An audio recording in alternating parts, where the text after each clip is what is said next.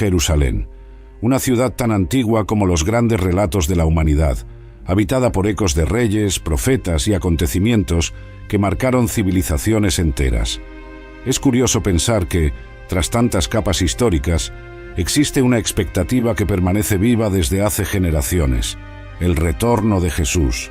Y de acuerdo con algunas señales, ese desenlace estaría más cerca de lo que suponemos. Al observar lo que está escrito en Zacarías capítulo 14, se nota un mensaje impresionante. Dice que llegará el día en que los pies del Mesías se posarán sobre el monte de los Olivos. Este monte se alza exactamente frente a los muros de Jerusalén. Si alguna vez has caminado por allí, probablemente sentiste la energía de un lugar que congrega peregrinos de diversas creencias. Allí hay una mezcla de fe y tradición que atraviesa épocas. Pero ¿por qué el Monte de los Olivos ocupa un papel tan central en el regreso de Jesús? La razón, según los textos antiguos, va más allá de la geografía. El propio Zacarías describe que este monte se partirá por la mitad, creando un valle inmenso. Lo que sorprende incluso a los más escépticos es la constatación de geólogos que identificaron fallas sísmicas bajo la región. Por lo tanto, no es difícil imaginar algo que literalmente pueda partir en dos la montaña. Pero, ¿será este acontecimiento meramente alegórico?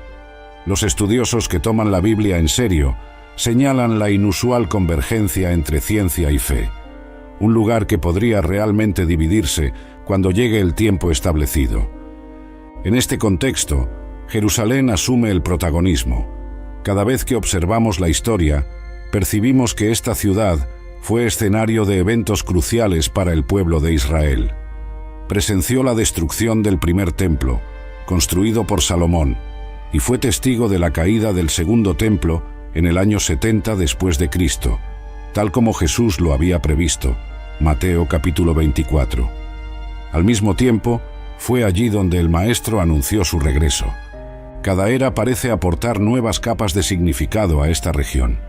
La restauración del Estado de Israel a mediados del siglo XX llamó la atención de quienes estudian las profecías. Muchos relacionan esto con las palabras de Jesús sobre la reunión del pueblo judío. Sin embargo, hay un punto específico que despierta enorme curiosidad: la posible construcción de un tercer templo. Después de tanto tiempo sin un edificio sagrado en funcionamiento, parte de la comunidad judía busca viabilizar la reconstrucción, pues entiende que dicho templo sería necesario para los rituales descritos en la Torá. En ese sentido, entran en escena los relatos de Números capítulo 19. Allí se da la instrucción sobre el uso de las cenizas de una novilla roja perfecta para purificar el espacio y a las personas involucradas. Durante siglos, no se encontró un ejemplar que reuniera todos los requisitos previstos por la ley. Pero, hace poco tiempo, se empezó a hablar de becerros de pelaje completamente rojo, supuestamente sin defectos. Si esto se confirma, podría significar un paso concreto hacia los rituales que preceden la puesta en funcionamiento del templo. Algunos grupos en Jerusalén, dedicados al estudio y la confección de utensilios sagrados, ya han elaborado réplicas de objetos bíblicos, como la menorá de oro y las vestimentas sacerdotales. Lo que llama la atención es que, incluso cristianos de otros países, se han unido en esta empresa, posiblemente vislumbrando en ella el cumplimiento de las profecías de Daniel capítulo 9 y la expectativa de que algo impactante está por suceder en la Tierra Santa. Pero, ¿acaso todo esto conduce únicamente a una buena noticia? Existe una advertencia contundente que proviene del propio libro de Daniel y que también refuerza Jesús en Mateo capítulo 24. Se habla de la abominación desoladora, un acto profano que ocurriría en el lugar santo. Según se interpreta, dicho lugar santo tendría que estar reconstruido para que tal suceso se manifestara. El apóstol Pablo, en sus cartas, llegó a mencionar a una figura que se pondría por encima de toda divinidad, exhibiéndose como si fuera el propio Dios. Esto remite a la aparición de un personaje al que la tradición cristiana llama Anticristo, alguien que, de algún modo, se aprovechará del espacio sagrado para instaurar un régimen de engaño y opresión, Por lo tanto, si el tercer templo se levanta realmente en Jerusalén, la profecía de Daniel capítulo 9 cobra rasgos aún más vívidos. Al fin y al cabo, ¿cómo podría profanarse algo que no esté listo? El lugar donde se erigiría el templo coincide con la zona donde hoy se encuentra la cúpula de la roca, uno de los lugares más importantes del Islam. Así que cualquier intento de construir allí algo diferente podría encender una crisis sin precedentes. Haría falta mucho más que buena voluntad para realizar la obra. La comunidad internacional quedaría dividida y posiblemente veríamos que las amenazas de guerra se intensificarían. En Mateo capítulo 24, Jesús menciona guerras y rumores de guerras, aconsejando no alarmarse, sino mantenerse alerta. Este discurso se conoce como el Sermón Profético, pronunciado en el Monte de los Olivos, y el hecho de haber sido expresado precisamente en ese monte refuerza el escenario pintado por Zacarías. Es casi como si cada detalle del texto estuviera intrínsecamente conectado con Jerusalén y con las reacciones mundiales ante ella. Al mirar la historia reciente, vemos que Jerusalén ya ha sido motivo de discordia en múltiples conflictos. Sea por la soberanía sobre la ciudad o por los lugares sagrados, la tensión permanece latente. Ahora, imaginemos esa tensión en un nivel aún más explosivo, con la reaparición de un templo judío en el centro de todo. Es un argumento inquietante, pero totalmente acorde con lo que Daniel y Jesús advirtieron. Si la propia geología testifica la posibilidad de que el Monte de los Olivos se parta, Zacarías capítulo 14, la reconstrucción del templo no sería el único elemento profético a observar. La región ha sido estudiada por científicos que encuentran evidencias de actividad tectónica que podría ocasionar un evento drástico. Muchos ven en esto una armonía con la palabra de Dios, considerando que, cuando Él ponga sus pies allí, las fuerzas naturales podrían manifestarse de manera inédita. Esa convergencia entre datos científicos y textos bíblicos suscita preguntas. ¿Estamos cada vez más cerca del desarrollo de estos acontecimientos? Es importante señalar que las Escrituras, en varios pasajes, relacionan el regreso del Mesías con señales perturbadoras en la naturaleza. En Mateo capítulo 24, Jesús habla de terremotos, hambre y pestes. En el Evangelio de Marcos capítulo 13 se encuentran menciones similares. Todo apunta a un aumento de eventos cataclísmicos antes del momento final. Vale la pena recapitular cómo cayeron los dos primeros templos. El primer templo, levantado por Salomón, fue destruido por los babilonios en el siglo VI a.C. El segundo templo, erigido tras el retorno del exilio, resistió hasta que fue derrumbado por los romanos en el año 70, tal como Jesús lo había predicho. ¿Por qué Dios permitiría tanta devastación? Quizá para mostrar la gravedad del pecado de la nación y también para indicar que el futuro templo tendría un propósito mucho mayor. Hay estudiosos que sugieren que el lapso de casi 2000 años sin un templo activo está vinculado a un plan divino. En ese intervalo, el mensaje de Cristo se difundió por los 4 rincones del mundo. Y ahora, con el pueblo de vuelta a la tierra, hay una parte de la comunidad dedicada a retomar tradiciones que parecían haber quedado en el pasado. Eso, por sí solo, atrae la atención hacia lo que Daniel anunció acerca de un periodo decisivo antes del fin. Si hay algo que llama la atención en Números capítulo 19, es el detalle de los rituales de purificación. Para que el pueblo judío retome las prácticas descritas en la ley de Moisés, necesitaría las cenizas de una novilla totalmente roja, sin defecto alguno. Durante mucho tiempo, no se halló un animal que cumpliera tales características, y la tradición decía que este suceso sería algo extremadamente raro.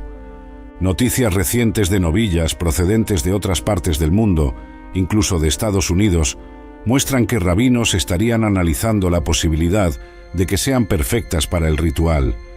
Si se aprueban, constituirían un elemento fundamental para la reanudación de sacrificios y ceremonias en el templo. Para muchos, esto es una señal impresionante de que avanzamos en la agenda profética. Además, la participación de cristianos en este proceso apoyando la búsqueda de estos animales, refuerza la idea de que distintas vertientes religiosas se unen en torno a un mismo objetivo, aunque por motivaciones diferentes. Unos esperan la venida del Mesías por primera vez, otros aguardan su retorno, pero el hecho es que todos convergen en Jerusalén, en el lugar donde se cumplirían las visiones de Zacarías y Daniel. El apóstol Pablo, en ciertos pasajes, describe a un hombre de iniquidad que se levantará contra todo lo que sea objeto de culto, sentándose en el templo de Dios y proclamándose como si fuera el propio Señor. Es una alusión directa a la profecía de Daniel sobre la abominación en el lugar santo. Así, el tercer templo, tan anhelado por algunos, podría servir de escenario para ese acto terrible.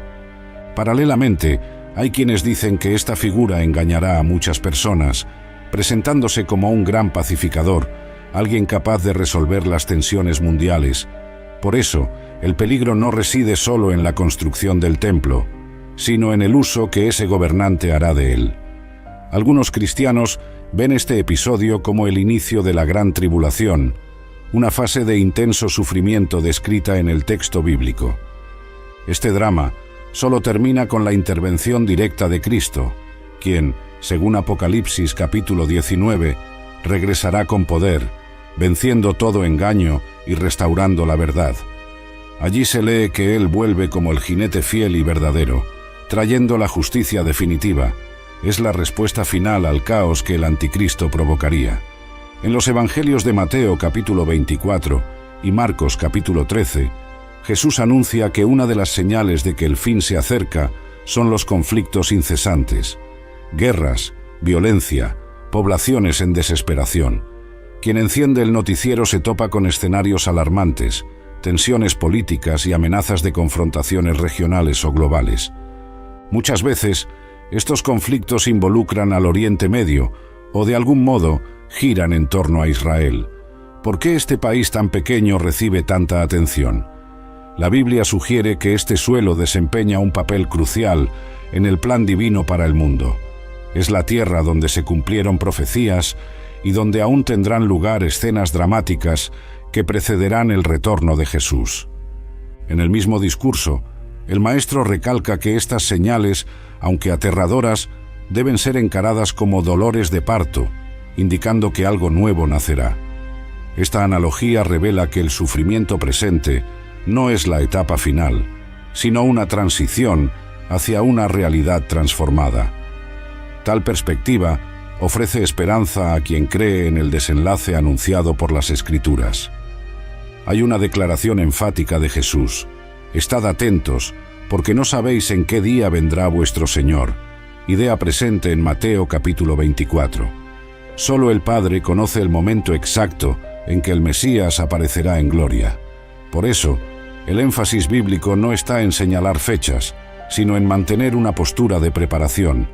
Vigilar, según el texto, significa observar la historia a la luz de las profecías, percibir los movimientos espirituales y políticos que se desarrollan, sin dejarse engañar por falsos líderes que prometen resolverlo todo. En varias ocasiones, Jesús alerta que surgirían engañadores proclamándose enviados divinos. En un escenario de confusión, quien no esté firme en la palabra podría caer fácilmente en trampas. El capítulo 13 de Marcos también resalta este cuidado: mirad, velad y orad, porque no sabéis cuándo será el tiempo. Este consejo dirige al cristiano a no acomodarse. Hay mucho por hacer, desde servir a los necesitados hasta difundir el Evangelio en todas las naciones, pues la Biblia subraya que solo después de esta proclamación global llegará el fin. Además de guerras y conflictos religiosos, Jesús menciona señales naturales, temblores de tierra, periodos de hambre y fenómenos aterradores en el cielo. Mateo capítulo 24 describe que las estrellas caerán del cielo y los poderes de los cielos serán sacudidos cerca del retorno del Hijo del Hombre. Es un lenguaje que lleva a muchos a imaginar un colapso cósmico. Algunos interpretan estas descripciones de forma simbólica, otros de manera literal. El hecho es que la Escritura enfatiza un gran abismo poco antes de que Jesús aparezca en gloria. Zacarías capítulo 14 Añade la información sobre la fisura del Monte de los Olivos, y Apocalipsis capítulo 19 presenta la visión de Cristo, volviendo para establecer su reino de forma incuestionable. Por más fantástico que parezca, ya han ocurrido fenómenos naturales asombrosos a lo largo de la historia. ¿Quién asegura que no veremos algo aún más intenso cuando llegue la hora? Lo importante es recordar que el mensaje bíblico presenta estas señales como parte de un plan mayor, no como meras coincidencias al azar. De acuerdo con Daniel capítulo 9, habrá un periodo de gran aflicción, asociado a pactos rotos y sacrificios interrumpidos. Jesús retoma este tema y lo llama la Gran Tribulación en Mateo capítulo 24, anunciando que jamás hubo nada semejante y que si esos días no fueran acortados, nadie sobreviviría. Sin embargo, la Biblia muestra claramente que la justicia prevalecerá al final. En Apocalipsis, Juan ve la victoria de Cristo sobre las fuerzas que se oponen a Dios. Y en esta historia, Jerusalén vuelve a mencionarse, pues se convierte en el lugar de convergencia de muchas profecías. Es llamada la copa de aturdimiento para todas las naciones, indicando que el mundo entero, de alguna manera, será sacudido. Para quien cree, la gran tribulación precede la gran redención. Después de tanto sufrimiento, la figura de Jesús entra en escena para reinar. En este relato, no hay lugar para tronos humanos rivales. Él será el rey legítimo en todos los sentidos. Tal perspectiva otorga esperanza y también urgencia. Si el tiempo se acerca, cada acción nuestra debe reflejar la preparación para recibirlo. Algunas personas cuestionan, ¿estamos en los últimos tiempos? La respuesta bíblica sugiere que los últimos días comenzaron ya en Pentecostés, cuando el Espíritu Santo descendió y nació la Iglesia, Hechos capítulo 2. Desde entonces, el mundo avanza hacia el desenlace prometido por Jesús, pues la salvación se ha extendido a todos los continentes. Cada generación cristiana, por lo tanto, vive con la tensión de que el Señor puede regresar en cualquier momento. Esta perspectiva nos hace reflexionar sobre el propósito de la Iglesia. No quedarse inerte, sino proclamar el Evangelio, amar a las personas y vivir la verdad del reino. Al fin y al cabo, si Él vuelve y nos encuentra dormidos, ¿de qué habrá servido conocer las profecías? La expectativa del regreso de Jesús debe influir en nuestro modo de actuar, nuestra ética, nuestra relación con el prójimo y con el propio Dios. En las cartas del Nuevo Testamento se encuentra el anhelo de unidad entre los seguidores de Cristo. Hay pasajes que hablan del cuerpo de Cristo, compuesto por muchos miembros con diferentes funciones. Y también encontramos declaraciones de que el mundo creería en el enviado de Dios al contemplar la armonía entre los discípulos. Juan capítulo 17. Si los desafíos para el fin de los tiempos son tantos, solo unidos los creyentes pueden enfrentar la hostilidad que, según anunció Jesús, vendrá. En Mateo capítulo 24, Él prevé persecuciones y advierte que la fe de muchos se enfriará. Es en ese momento cuando la fraternidad genuina adquiere mayor valor. Una comunidad sólida es aquella que, incluso bajo la presión del entorno, permanece firme y enfocada en la misión recibida. En varios pasajes del Evangelio, Cristo indica que su venida traerá separación. El ejemplo más notorio es el de las 10 vírgenes, donde solo 5 tenían suministro de aceite para sus lámparas. Las otras 5, desprevenidas, se quedaron fuera cuando llegó el novio. Existe también la historia de los siervos que recibieron talentos y tras un largo tiempo tuvieron que rendir cuentas a su señor. El mensaje común a estos relatos es claro: no todos estarán preparados. Algunos se distraerán pensando que el Señor tarda. Otros enterrarán sus dones por miedo a los riesgos de usarlos. Sin embargo, habrá quienes perseverarán, esperando el regreso con fidelidad. Estos recibirán aprobación cuando Jesús aparezca. La Biblia no es un libro de mitos inconexos. Narra hechos históricos y añade predicciones que, en gran parte, ya se han cumplido.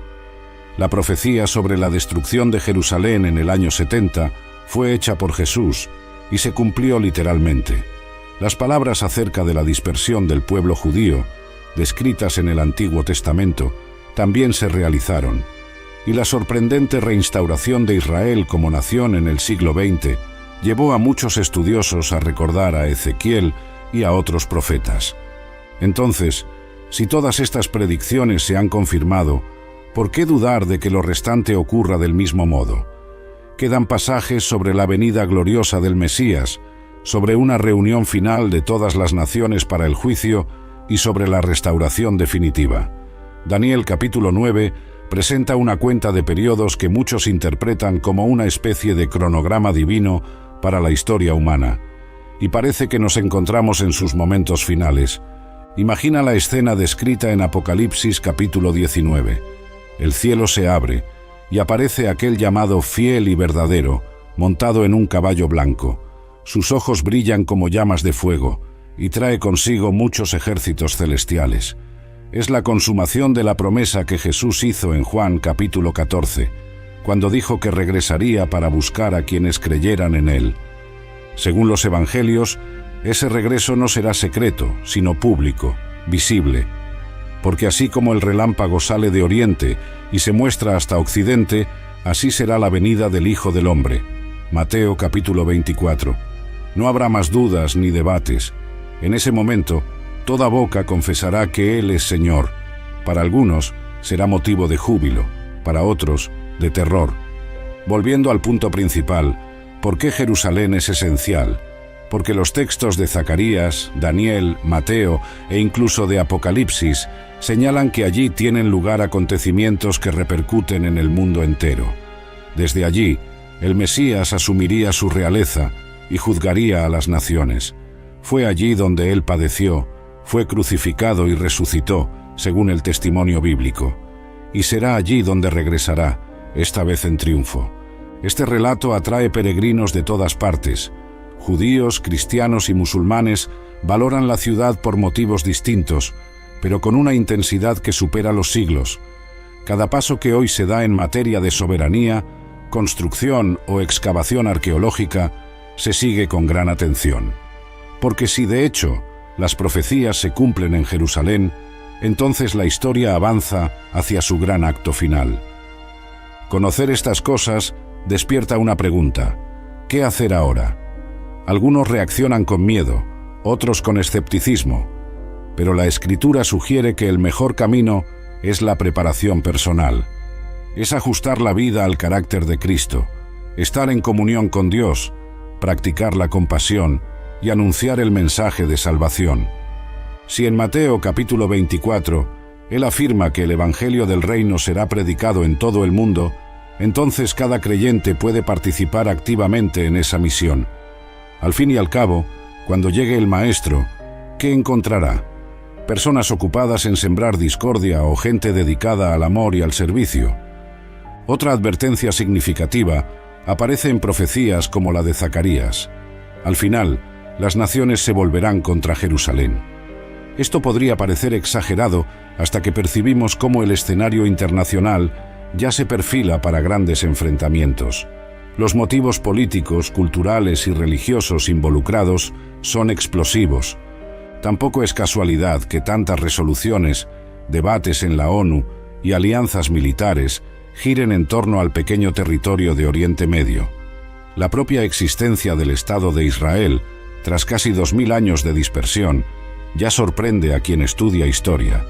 Por ello, no es irracional imaginar que la convergencia final se dará allí, sellando el destino de las naciones ante el Rey que juzga con rectitud.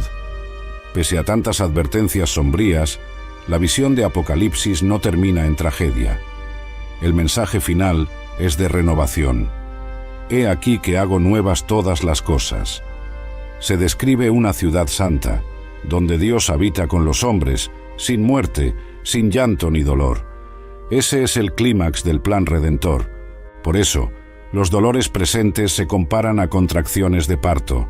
Ciertamente, hay tensiones y sufrimientos, pero al final nace algo perfecto, libre de las marcas del pecado, y Jerusalén, que durante tanto tiempo fue sinónimo de disputas, se convierte en símbolo de la plenitud y la reconciliación divina. En resumen, volvemos a la pregunta inicial: ¿Por qué parece que Jerusalén se está preparando para el regreso de Jesús? Todo apunta a un conjunto de profecías que encajan. Zacarías capítulo 14, con el Monte de los Olivos; Números capítulo 19, con la novilla roja; Daniel capítulo 9, pronosticando una profanación en el templo; Mateo capítulo 24 y Marcos capítulo 13, detallando guerras y señales finales; Apocalipsis capítulo 19, describiendo al Rey volviendo en gloria. Es natural que muchas personas observen el movimiento actual y se pregunten si estos son, en verdad, los últimos capítulos de una historia sagrada. Para quienes creen, queda la urgencia de vivir en santidad y proclamar esperanza. Para los incrédulos, surge la oportunidad de reevaluar sus convicciones, pues la Biblia, a lo largo de los siglos, se ha mostrado certera en incontables anuncios. Al final de todo, la Escritura asegura que no habrá obstáculo capaz de impedir que el Mesías ponga otra vez sus pies en ese monte, y cuando eso suceda, ya no vendrá como siervo sufriente, sino como Rey poderoso, juzgando a las naciones y estableciendo su reino de justicia. La pregunta que queda es: ¿estamos preparados para recibirlo? Cada persona puede reflexionar sobre la respuesta a ese interrogante. Jerusalén sigue su rutina, pero al mismo tiempo vive al compás de la profecía.